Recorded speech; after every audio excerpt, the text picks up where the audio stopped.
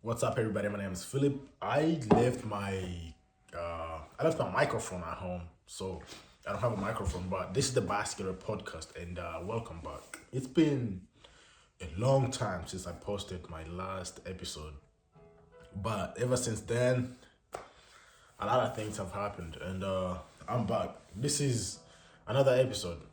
This might be the 12th episode or the 11th episode. I do not know. It's been a very long time. But anyways, I'm back, and I can't say sorry for not posting that much because, dude, uh, I don't know. I don't know why I have not been posting. To be honest with you, I have a very, and I mean very, very big problem with procrastination. That is something I need to take care of.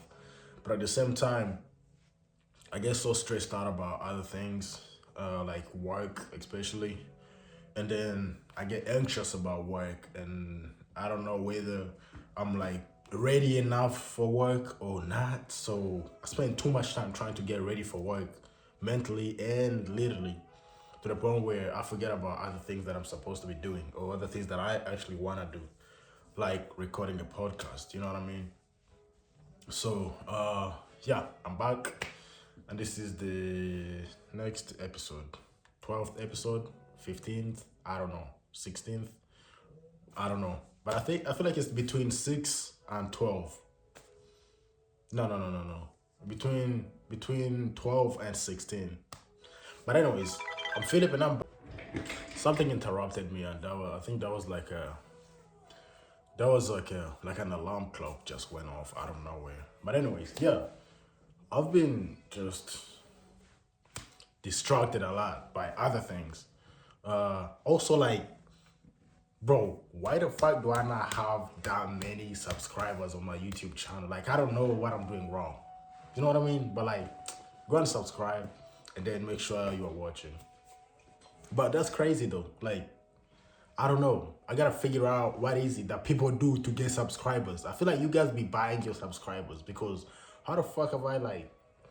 I guess I shouldn't be cursing, but like, I've posted a few uh a few episodes, and I still don't have that many subscribers. Like, this shit is not easy. Like, how do you guys do it?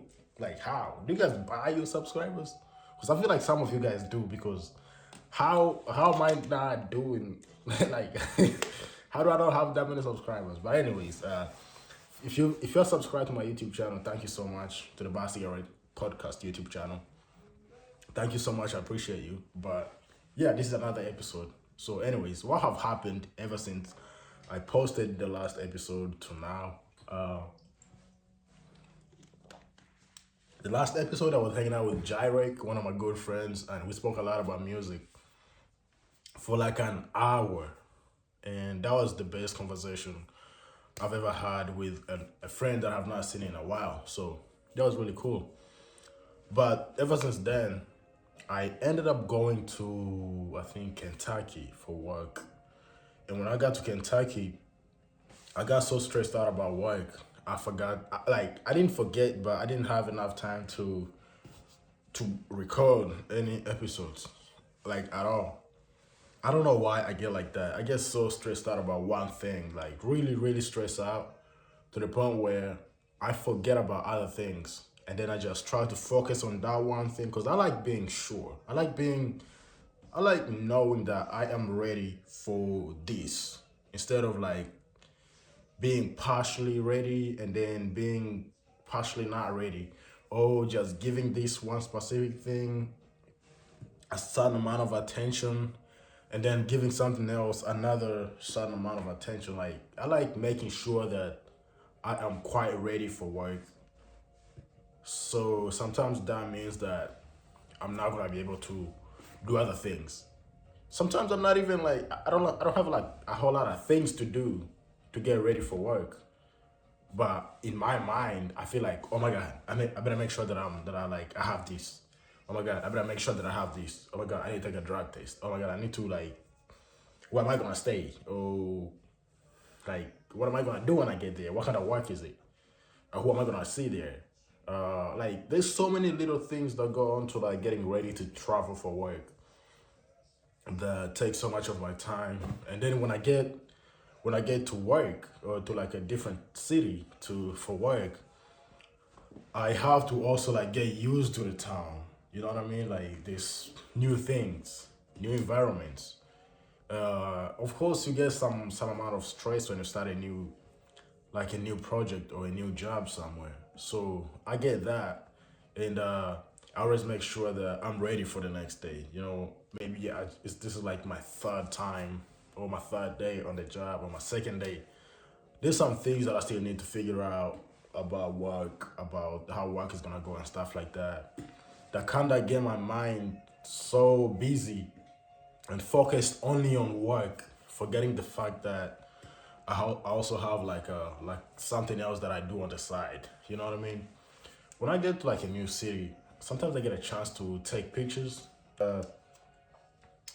When I'm out of town, when I get some time, I like to go and walk around the city or whatever new city I'm in, and then see if I can take some pictures just for me, just for fun.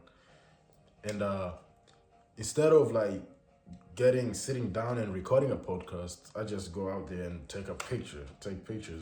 But anyways, so yeah, like if I get some time to do something that doesn't have anything to do with work when I'm out of town, it's usually just me going somewhere and then taking some pictures like landscape, cities, and then just keeping them to myself. Just trying to get myself integrated into the new environment without having to stress out, because dude, if you don't treat yourself very well, if you don't treat your brain with some kind of, I don't know what you need. Like everybody needs something different, but if you don't give your brain what it needs to function the way it's supposed to function, you're gonna go crazy.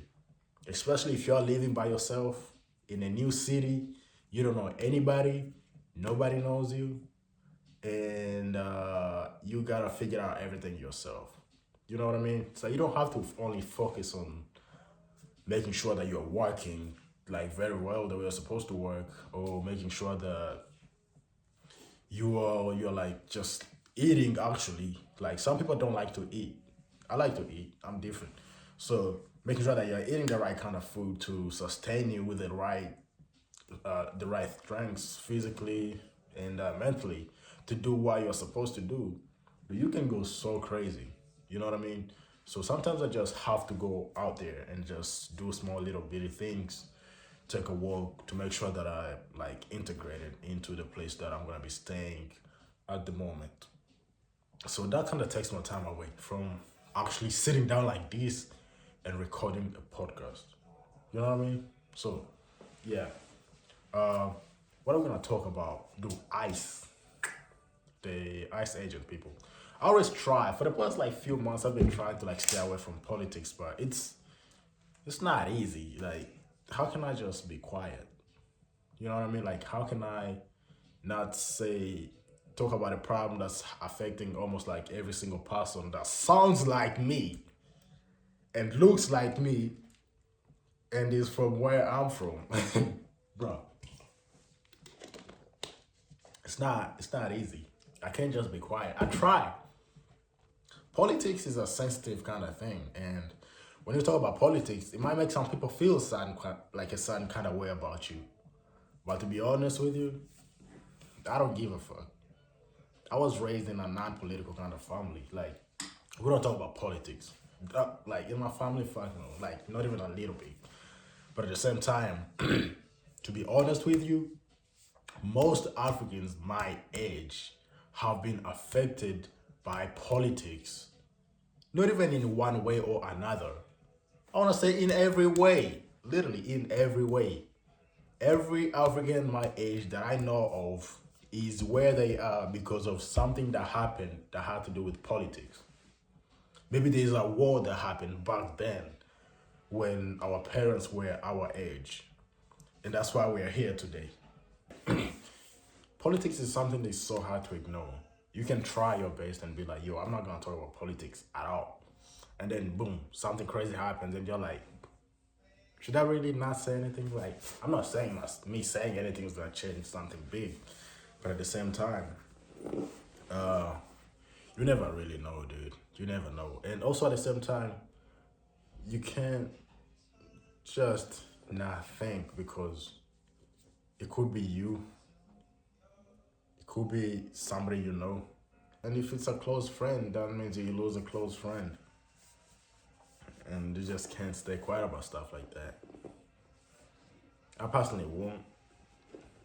Cause bro, like imagine one day you wake up and you're like, you walk to your front yard and look at your neighbor and say, hey, good morning, neighbor. And then they'd be like, yeah, you know what happened? Yeah, Jose deported. Like, bro, where's Jose? You're telling me these people came in and took Jose? Who am I gonna hang out with now? You know what I mean? Like, it can be your neighbor Jose. It can be me. It could be Philip. You know what I mean? So you see problems, sometimes you just choose not to say anything or do something. But at the same time, you never know when it's gonna be your day. You never know when they're gonna come for you. You know, there's this quote that was said by a pastor a very long time ago, and he said they once came for this group of people, and I didn't say anything because I was not a part of that group, and then they came for the other group of people, and I couldn't say anything because I was not a part of the other group of people. And then they came for this group of people. I didn't say anything because I was not a part of this group of people. And then they came for the other group of people. I didn't say anything because I was not the other group of people. But then when they came for me, there was nobody left to talk for me, to speak up for me, to say my name. And that was it. So it's good to say something. And also when I was in school, I had a really good teacher, history teacher. This is where I learned all this. And he told us about how important it is to make sure we get involved in civil problems because we are the civil, like they involve us all. They involve our neighbors and us and everybody. So too much has been happening with whatever's going on politically, and I think it's good to see people talking about it. And yeah, that's bizarre. And also, what else? Yeah, so I went to Kentucky, stayed there for like 2 weeks. After the 2 weeks, I learned that Kentucky is actually a really, really cool, like, chill place to stay. Like, Kentucky is like one of the coolest places to stay. The Kentucky Derby is held there. I got to see the fastest horse in the world. Like, well, I didn't see the actual horse, but I saw the statue of the fastest horse in the world. And then I got to see a whole bunch of horses. But to be honest, I think Oklahoma has more horses than Kentucky. Like, I see more horses here in Oklahoma than I saw in Kentucky.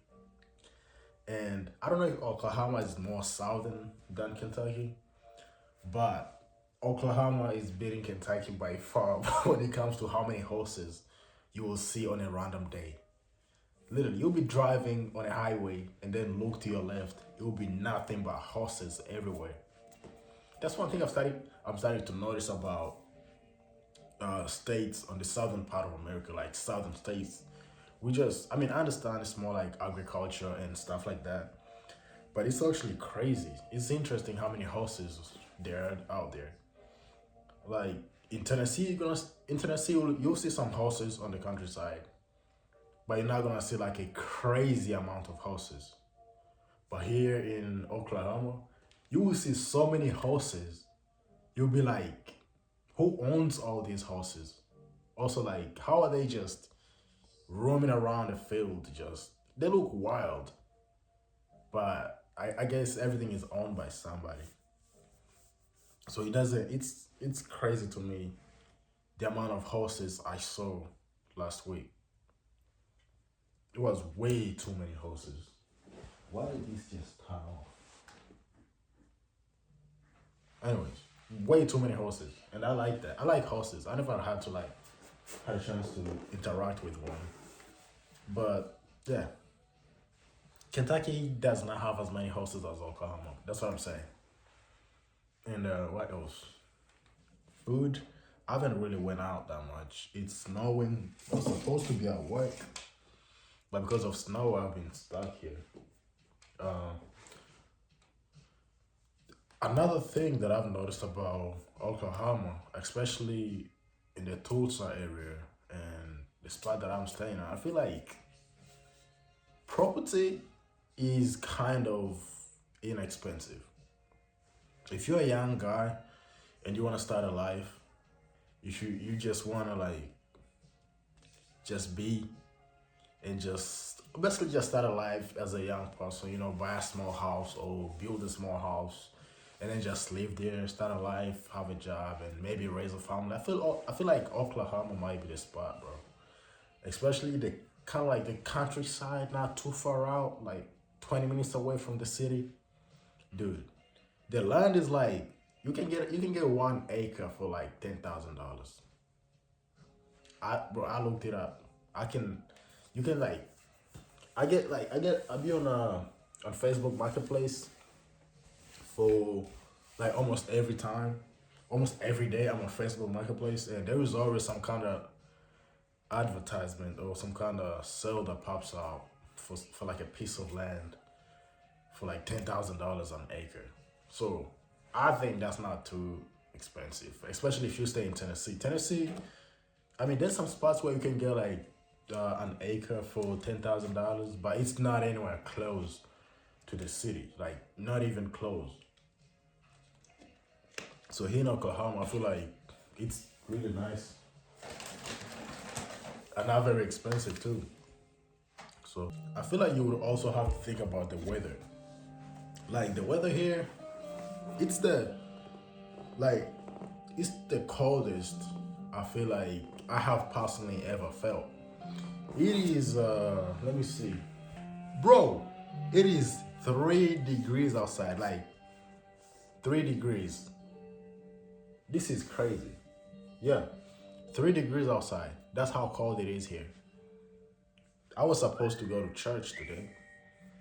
Actually, I stayed in bed so long I forgot that it was Sunday. Uh I was supposed to start work tomorrow again. Like I got here on Tuesday and then worked on no, I got here on Monday, worked on Tuesday and Wednesday, and then I think Thursday. And then there was no work from Thursday until tomorrow, which is Monday, you know? So I traveled here for work and I've only worked 3 days, 3 days, and I've been in town for like a whole week now. So I've only worked like half the week because of the weather. We can't work. Literally, it is so, the weather is like so bad. They're like, dude, you can't work. We can't have work. I have never been in a place where it's so cold that you cannot work. This is the first time to be in a place where it's like 3 degrees. Like, what do you mean it's 3 degrees? If you say 30 degrees, maybe I'll say, okay, cool, that's cold. But 3 degrees is Alaska for me. 3 degrees is like negative degrees. How does it even get that cold? Like, it gets so cold, you wonder where the cold is coming from. Like, it doesn't make any sense. It's also very late. I cannot. I've never been in a spot where it's like 3 degrees outside, so it's a new experience for me. I'm enjoying it because I really wanted to be in a place where it's kind of cold, so I can like get used to that. As I said, I'm not used to being in a cold place, and on top of that, I'm also African, so being cold is something that is not very. Uh, I'm not used to that. So being in a place where it's kind of cold kind of gets me used to the idea that the weather is not always good everywhere you are. Especially as somebody that travels a lot, I gotta know that here in Oklahoma it's cold as hell. And then if I go up to New York, it's gonna be cold. And then if I come back to Tennessee, it's not gonna be as cold. But then if I go to like Alaska, yeah, I probably won't go there. I'm definitely not going to Alaska. But I'll just have to know, you know what I mean? Like, I'm chill, you know, I'm okay. The wind is about 8 miles per hour. That's not bad. So I'm like, it's not, it's cold, but all right, I'm chill. Getting used to it, getting prepared for the cold. Like, I had to buy so much food to get ready for the cold, and I've ate all of it. I've ate most of my food is gone, and I'm gonna have to start cooking, which is something I don't want to do. But anyways, yeah. What should I say about traveling? Let's talk about preparing for traveling. If you're thinking about going to a place, to a new place for like 3 weeks or more, this is how you do it. Let me teach you how to travel. It's based on my experience. One, you gotta know if you're black, which is most people, a lot of people are. You gotta know, is this state red or blue? Like, I have to like think about that.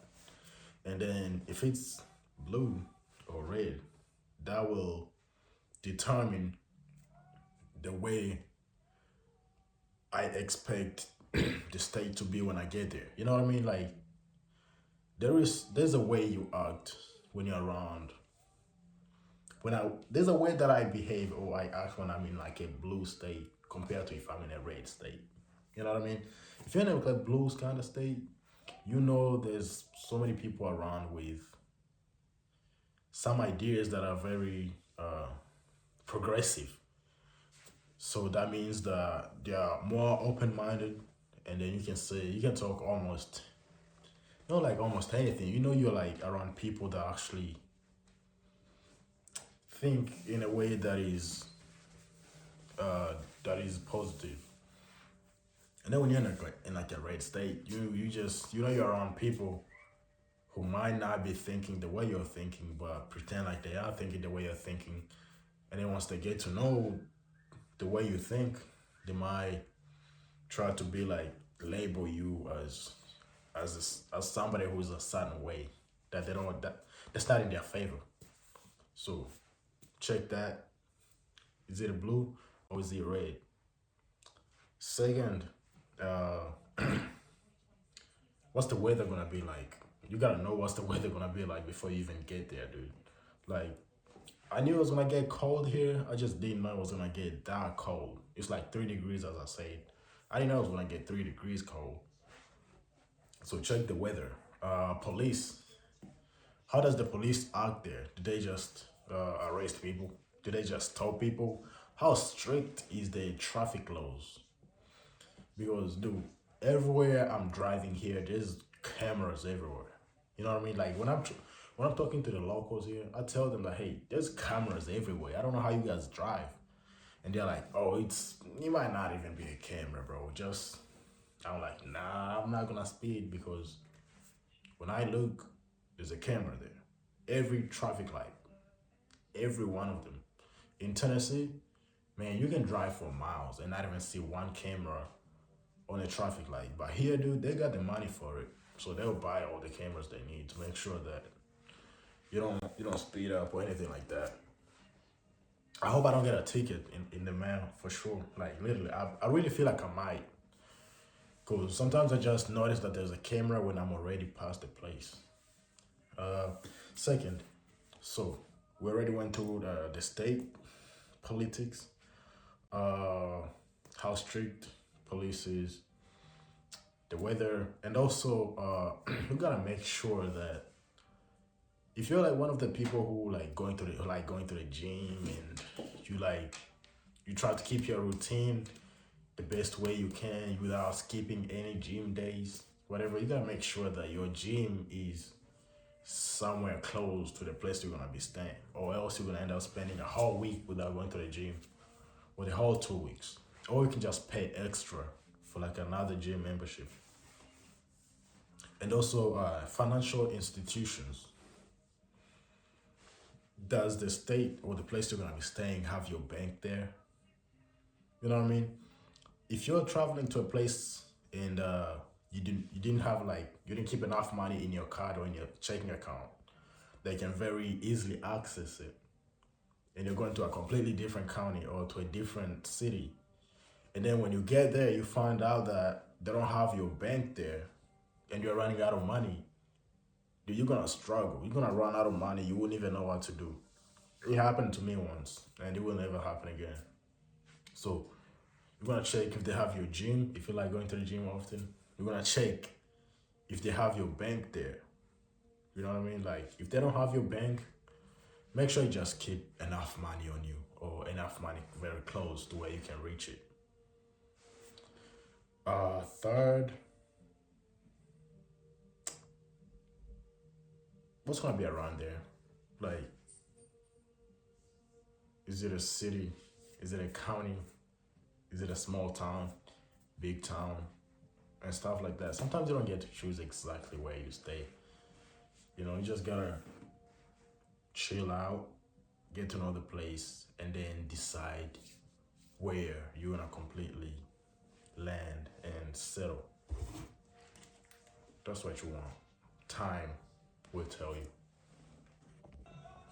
Like the other thing to consider when you're like traveling is thinking, what am I gonna be doing for fun? You know? Shoot. Like, are you gonna be walking? Are you gonna be taking walks? Where? What are the fun things to do there? You know, if it's walking, maybe bring your headphones. You might need to like, might need some music when you're taking a walk. So bring your headphones. Don't be like me. I forgot my headphones at home, and now I barely listen to music as often. So something else is your car ready to drive there? You know, you have your oil change, because if you're gonna drive 6 hours, you better make sure you got like the oil change that your car needs. Second, don't take the back road. You gotta make sure you have enough gas, you have enough stops, or like you are driving in a road that has enough gas stations for you to refill your car. You can't just be driving on the back roads if you know you're gonna need to refill your car with gas.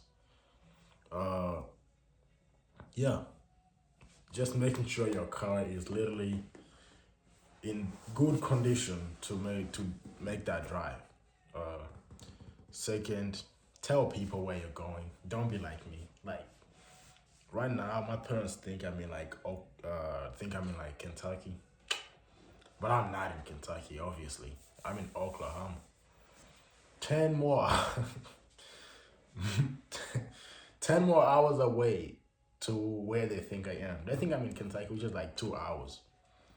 But if you get 2 hours and you add 10 hours, that's where I am. And you know, just the freedom of being able to do that is crazy.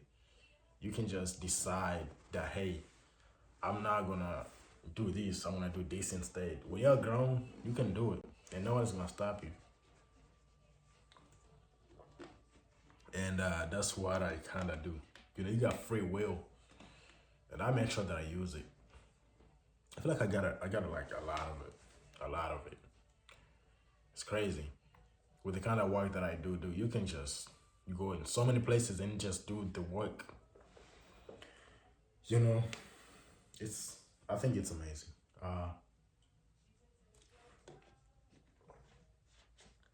Let me talk about some bad experiences that I had with traveling. One time, I was going to Michigan. I was already in Michigan actually. No, I was going there, right? I had booked a hotel and everything was good. Everything was ready. I got to the hotel. Everything was fine. When it was time to pay, I swiped my card and it went through just fine. But I got into a situation where I had to extend my stay, and I swiped the card. The card said, nope, you don't have enough money in there. And then I remembered, oh my, I did not put enough money in my, like in a place where I can access the money so that I can do what needs to be done. I was just like, oh, I'm just gonna do it when I get there. And I tried to look up to see if I can find a place to go, see if I can like move money so I can access it. And I couldn't find anywhere, not even one place in Michigan, the spot that I was staying, had my bank. I tried to look everything up, drove in places, I couldn't find anything. And the closest place to Michigan where I could find my bank was in Ohio, which is another 4-hour drive. So I had to drive 4 hours from Michigan to Ohio just to be able to access the funds to come back and literally pay for what needs to be paid for. So when you go to like a new place, make sure they have your bank. Like literally make sure they have everything that you need. And that includes your bank institution. If you work with, I don't know, whatever bank you use, and you're going places and they don't have that, you gotta make sure that your money is somewhere where you can access it. Or else you're gonna end up in a situation where you're like, oh man, what am I gonna do? Like I had no choice but to drive 4 hours back and forth. That mistake, that mistake will never happen to me again. Like not even once. If it happens again, I know I'm dumb as fuck. But yeah, that is a few things.